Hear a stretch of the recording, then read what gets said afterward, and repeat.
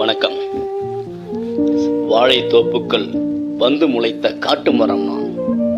வாழைத்தோப்புக்கள் வந்து முளைத்த காட்டு மரம் நான். எல்லா மரங்களுக்கும் ஏதாவது ஒரு கனி கொடுக்க எதுக்கும் உதவாத முள்ளு மரம் நான். என் தாயும் நல்லவள், தகப்பனும் நல்லவன். தறிகட்டு போனதெனவோ நான் தான். படிப்பு வரவில்லை, படித்தாலும் ஏறவில்லை. இங்கிலீஷ் டீச்சரின் இடுப்பை பார்க்க 2 மைல் நடந்து பள்ளிக்கு போனேன். பிஞ்சிலே படுத்ததே எல்லாம் தலையெடுத்து என்று எட்டி மிதித்தான் என் அப்பன். 10 வயதில் திருட்டு, 12 பீடி, 13 சாராயம், 14 பாலான படம், 15 ஒண்டி வீட்டுக்காரி, 18 அடிதடி, 20க்குள் எத்தனையோ பெண்களிடம் விளையாட்டு, 2-3 முறை கருகலைப்பு, 8வது ஃபெயிலுக்கு ஹெட்மாஸ்டர் வேலையா கிடைக்கும். இல்லை, மண்லாரி ஓட்டினால் லோடுக்கு 100 தருவார்கள். வாங்கும் பணத்தை குடியும் குத்தியாரும் என எவன் சொல்லியும் திருந்தாமல் எச்சி பிழைப்பு பிழைக்க கைமீறி போனதென்று கால்கட்டு ஏற்பாடு செய்தார்கள். வேசிக்கு காசு வேணும், வருபவள் ஓசித்தானே. மூக்கு முட்டை தின்னவும் முந்தானை விரிக்கவும் 3 பவுனுடன் விவரம் தெரியாத ஒருத்தி விலக்கேத்த வீடு வந்தால், வயிற்றுக்கு கீழ் பசித்தாலும் அக்கணையாய் பரிமாறினாள். தின்று கொழுத்தேனே தவிர மருந்துக்கும் திருந்தவில்லை, அவள் மயக்கத்துக்கும் திருந்தவில்லை. 3 பவுன் போன்ற முட்டா பாயலா நான்.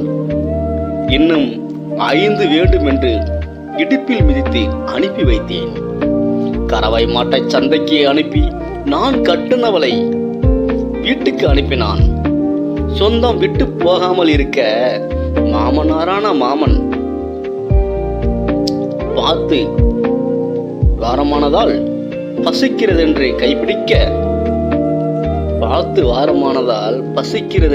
நான் கைப்பிடிக்க தள்ளி போ என்று தள்ளிவிட்டார். சிரிக்கும் அவர். இருக்கும் சனி போதாதென்று இன்னொரு சனியா, மசக்கை என்று சொல்லி மணிக்கொரு முறை வாந்தி. வயிற்றை காரணம் காட்டி வயிற்றுக்கு ருசியாய் சமைப்பதில்லை. சாராயத்தின் வீரியத்தால் சண்டையிட்டு வெளியே அனுப்ப தெருவில் பார்த்தவரெல்லாம் சாப விட்டு போனார்கள். கடைசி 3 மாதம் அப்பன் வீட்டுக்கு அவள் போக கருவேப்பிலைக்காரி ஒருத்தி வாசனையாய் வந்து போனாள். தர்ம ஆசுபத்திரியில் சேர்த்துள்ளதாக தகவல் சொல்லி அனுப்ப 2 நாள் கழித்து கடமைக்கு எட்டி பார்த்தேன். கருகருவென என் நிறத்தில் பொட்டப்புள்ள. எவன் கேட்டான் அந்த மூதேவிய? கள்ளிப்பால் கொடுப்பையோ இல்லை கழுத்தை திருகுவையோ? ஒத்தையா வருவதனால் 1 வாரத்தில் வீடு வந்து சேரு என்று சொல்லி திரும்பினேன். 6 மாதமாகியும் அவள் வரவில்லை. அரசாங்க மானியம் 5000 கிடைக்கும் என்று கையெழுத்துக்காக அவளை பார்க்க போனேன். கூலி வேலைக்கு போனவளை கூட்டி வருவேன் என்று பக்கத்து வீட்டு பாப்பா ஓடி செல்ல, ஆடி நின்ற ஊஞ்சல் தொட்டில் ஊஞ்சலில் இருந்து அழுகுரல் ஒன்று கேட்டது. சகிக்க முடியாமல் எழுந்து தூக்கினேன். அதே அந்த பெண் குழந்தை. அடையாளம் தெரியவில்லை, ஆனால் அதே கருப்பு. கள்ளிப்பாலில் தப்பித்து வந்த அது என் கையில் சிக்கிக் கொண்டது. வந்த கோபத்திற்கு வீசி எறியவே தோன்றியது.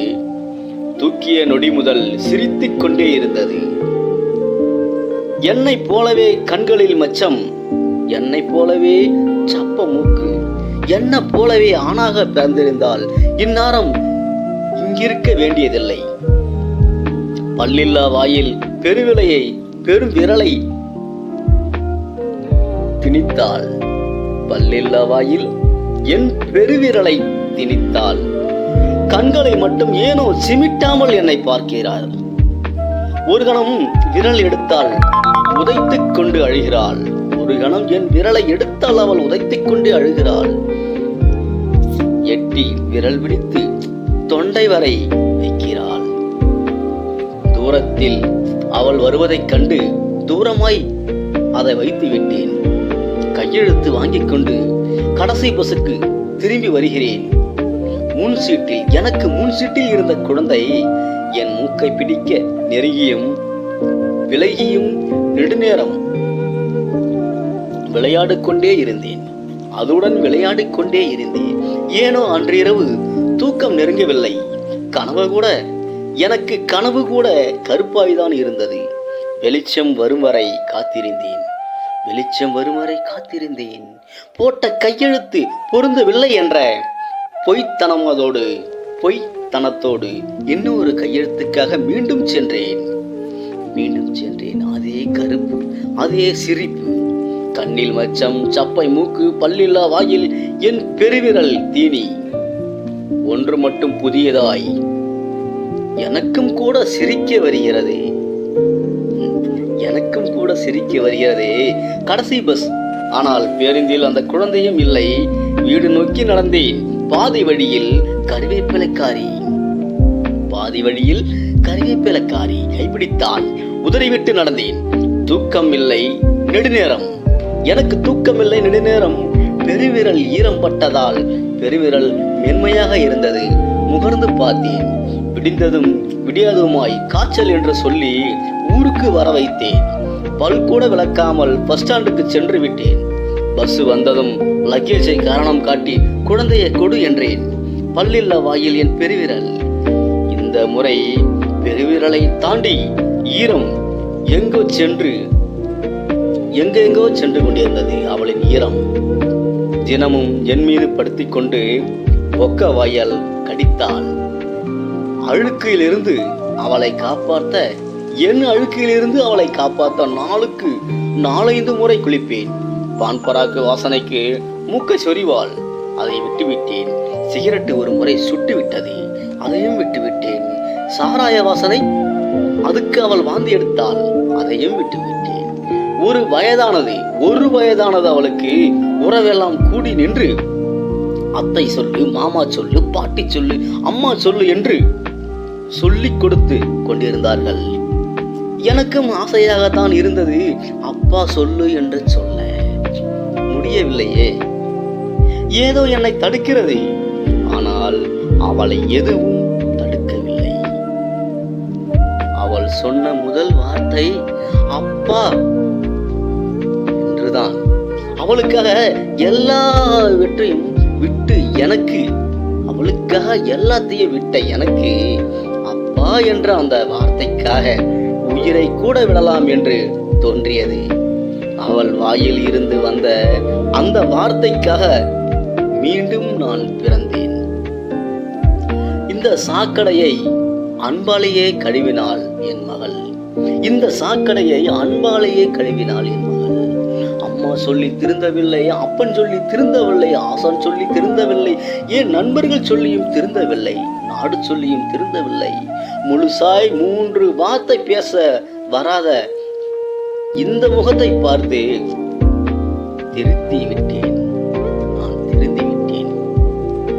வளர்ந்தாள். நானும் மனிதனாக வளர்ந்தேன். படித்தாள். என்னையும் படிப்பித்தாள். திருமணம் செய்து வைத்தேன். 2 குழந்தைகளுக்கு தாயானாள். 2 குழந்தைகளுமே பெரியவர்களாகி வளர்ந்து விட்டார்கள். நானும் கூட தாத்தாவாகி விட்டேன். என்னை மனிதனாக்க எனக்கே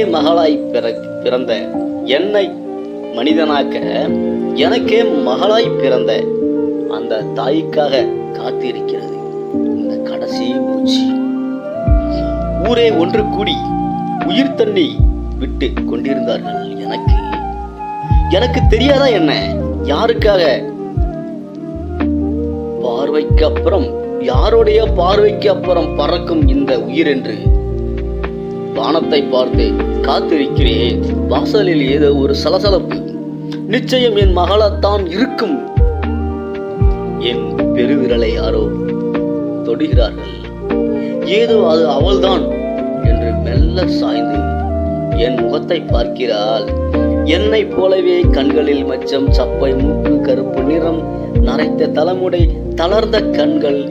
என் கைகளை முகத்தில் புதைத்துக் கொண்டு அப்பா அப்பா என்று குமுறி குமுறி அழுகிறாள். அவள் எச்சில் என் பெருவிரலை விட உடல் முழுவதும் ஈரம் பரவ ஒவ்வொரு புலனும் துடித்தே அடங்கியது. உடல் முழுவதும் ஈரம் பரவ ஒவ்வொரு புலனும் துடித்தே அடங்கியது. வணக்கம். தாயிடம் தப்பி வந்த மண்ணும் கல்லும் கூட மகளின் கைப்பட்டால் காந்த சிலையாகுமே. நன்றி.